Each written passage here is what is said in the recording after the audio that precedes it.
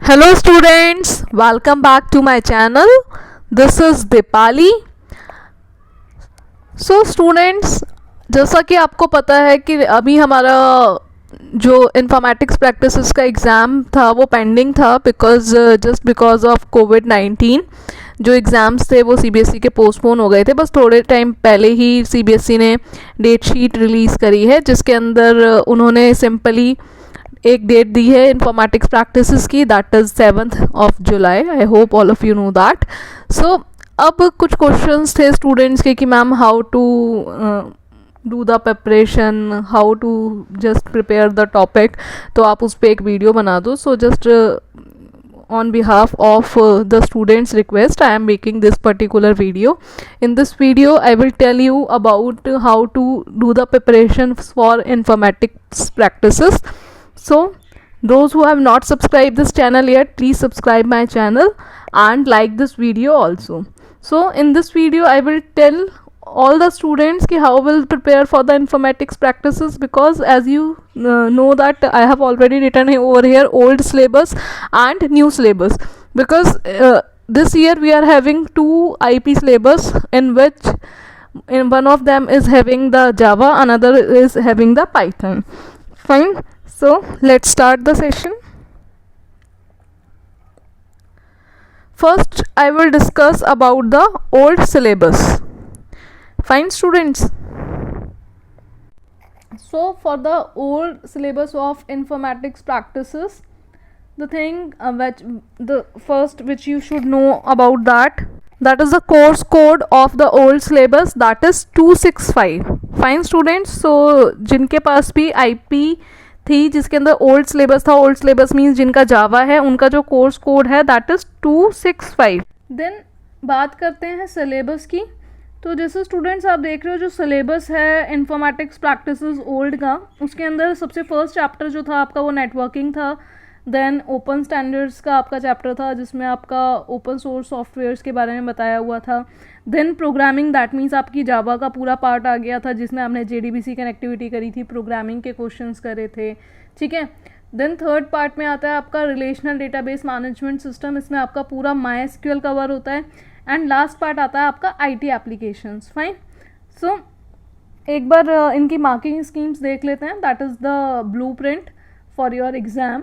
तो ब्लूप्रिंट में जैसा कि यहाँ पर है, फर्स्ट है हमारा नेटवर्किंग एंड ओपन स्टैंडर्ड्स. तो आपके जो फर्स्ट 2 चैप्टर्स थे उसकी जो वेटेज आती है एग्ज़ाम में वो आती है 10 मार्क्स की. सो आपके दोनों थियोरटिकल चैप्टर्स हैं, बट इसमें कई बार क्या होता है कॉन्सेप्ट बेस्ड क्वेश्चंस आ जाते हैं, प्रॉब्लम बेस्ड क्वेश्चंस आ जाते हैं. आपको कोई सिचुएशन दी जाती है, उसके अकॉर्डिंग आपको उसके आंसर्स लिखने होते हैं. For that I will refer you कि आप लास्ट 4-5 ईयर्स के क्वेश्चन पेपर से एक बार देख लो कि किस टाइप के क्वेश्चंस पूछे हुए हैं. अगर क्वेश्चंस में थोड़ा सा ट्विस्ट आता है तो उन्हें कैसे सॉल्व करना है. ठीक है. इसमें नेटवर्किंग डिवाइसेस के बारे में पूछ लेते हैं, कभी टोपोलॉजीज़ के बारे में पूछ लेते हैं. तो इस टाइप के डिफरेंट क्वेश्चंस इस चैप्टर में से आ जाते हैं. सेकेंड पार्ट आता है आपका प्रोग्रामिंग का. कई बच्चों का थोड़ा प्रोग्रामिंग पार्ट वीक होता है, वो बहुत ज़्यादा वर्रिड होते हैं. तो मैंने अपने भी स्टूडेंट्स को कहा था कि एटलीस्ट आप कुछ क्वेश्चंस कर लो प्रोग्रामिंग के, जैसे आपका if else to switch case हो गया, switch case to if else हो गया. आप थोड़ी सी डेफिनेशंस लर्न कर लो, लूप्स देख लो कि कैसे चलते हैं, कैसे एग्जीक्यूट होते हैं, बिकॉज इसमें एरर डिडक्शन के क्वेश्चंस आते हैं, एरर करेक्शन के आते हैं, आउटपुट फाइंडिंग के भी आते हैं, और कन्वर्ट करने के भी आते हैं कि इस फॉर लूप से डू वाइल लूप कर लो या वाइल से फॉर कर दो. तो आप जो बेसिकली क्वेश्चंस हैं loop, if else, that means आपका कंट्रोल स्टेटमेंट्स आप बहुत अच्छे से कर लीजिए. और साथ के साथ आपकी जितनी भी आइट्रेशंस में चीज़ें आती हैं, जो आपकी लूपिंग आती है, वो आप अच्छे से प्रिपेयर कर लीजिए. Fine. So if else, switch case and loops, ये आप अच्छे से प्रिपेयर कर लीजिए. किसके लिए? अपने प्रोग्रामिंग पार्ट के लिए. फाइन. उसके बाद आपका आता है रिलेशनल डेटाबेस मैनेजमेंट सिस्टम. देखो स्टूडेंट, सबसे इजी पार्ट यही है जो प्रैक्टिकल भी जिसमें आते हैं, थ्योरी भी आती है, दोनों चीज़ें आती हैं. SQL की क्वेरीज हैं इसमें. टोटल इसकी वेटेज भी आप अगर ओवरऑल सारे टॉपिक से देखोगे, इसकी वेटेज भी सबसे ज़्यादा, दैट इज़ 30 मार्क्स. और मेरे अकॉर्डिंग तो ये 30 मार्क्स स्कोर करने बहुत ही ईजी हैं. अगर कोई भी स्टूडेंट्स, देखो अभी आपके पास 1 मंथ से भी बहुत ज़्यादा टाइम है. फाइन. तो कोई भी स्टूडेंट अगर अपने टाइम को प्रॉपरली यूटिलाइज करेगा तो ऑब्वियसली बात है इस आईपी के सब्जेक्ट्स में आप फुल आउट ऑफ फुल भी स्कोर कर सकते हो, बिकॉज ग्रामेटिकल इंग्लिश एरर्स ये इसमें नहीं देखे जाते हैं, आपका लॉजिक सही होने चाहिए और आपका आंसर सही होना चाहिए।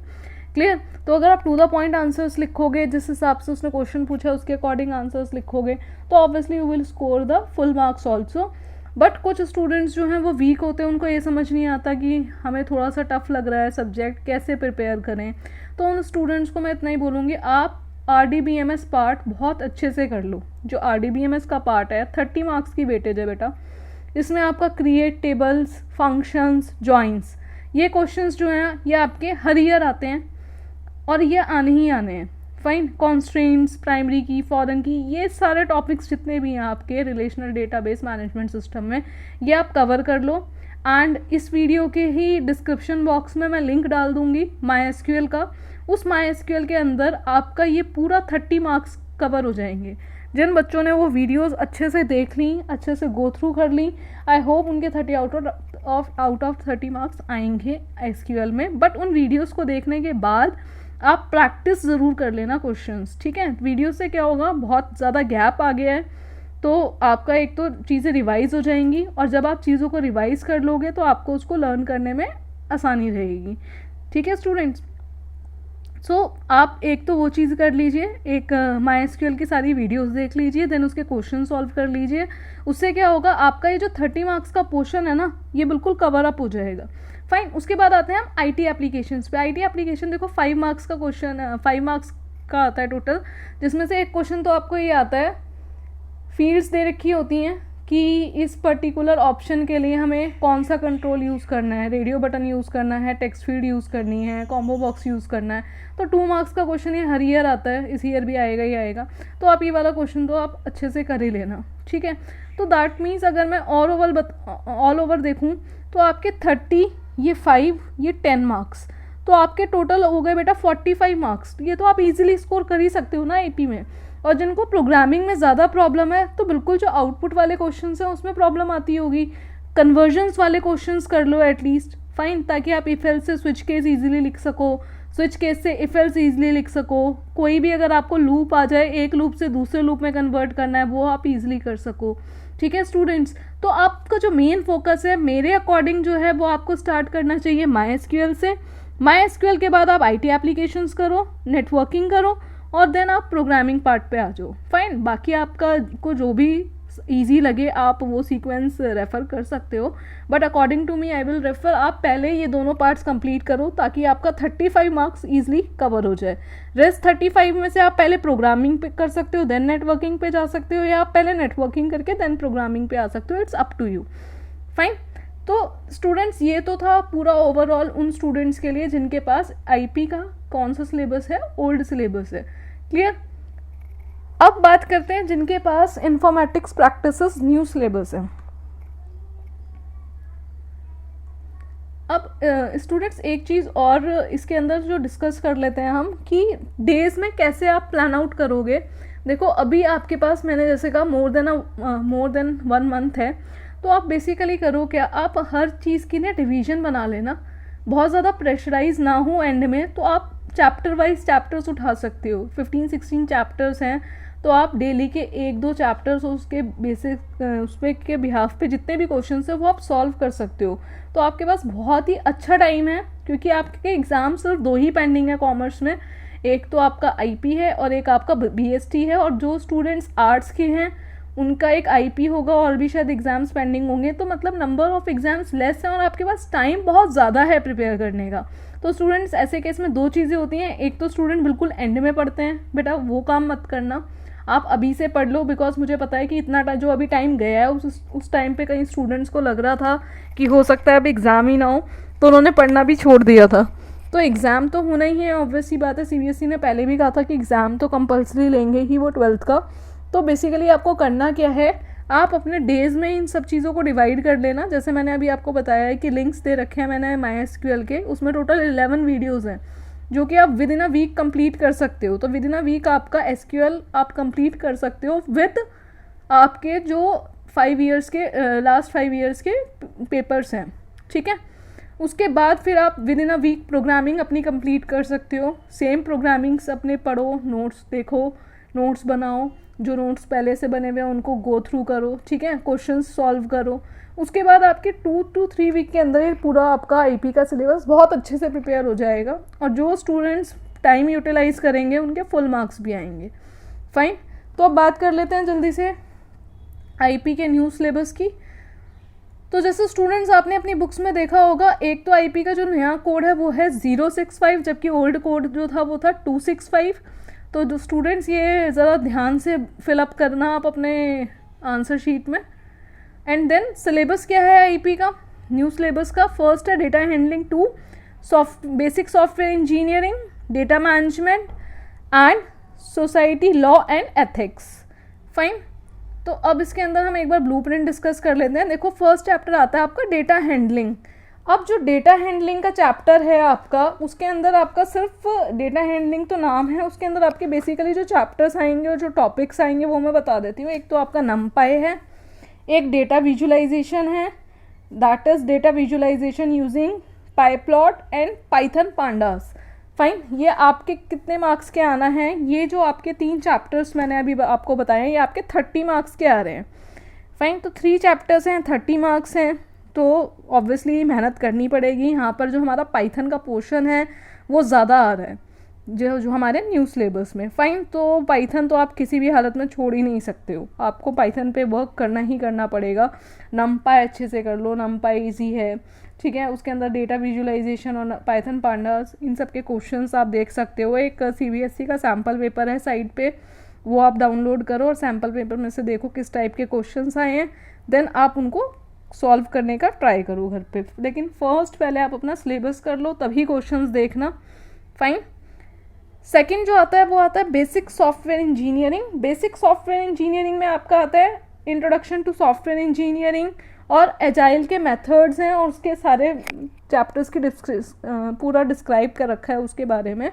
तो आपका ये है 15 मार्क्स का। मेरे अकॉर्डिंग तो ये 15 मार्क्स स्कोर करने बहुत ईजी हैं, क्योंकि अगर आप क्वेश्चंस भी देखोगे उसके अंदर क्वेश्चंस होंगे कि कोई भी एक सिचुएशन दे दी, इसके अंदर आप कौन सा मॉडल यूज़ करोगे, या आप डिफ्रेंशिएट कर दो एजाइल में और नॉन एजाइल मॉडल्स में, इस टाइप के क्वेश्चंस इसमें आएंगे।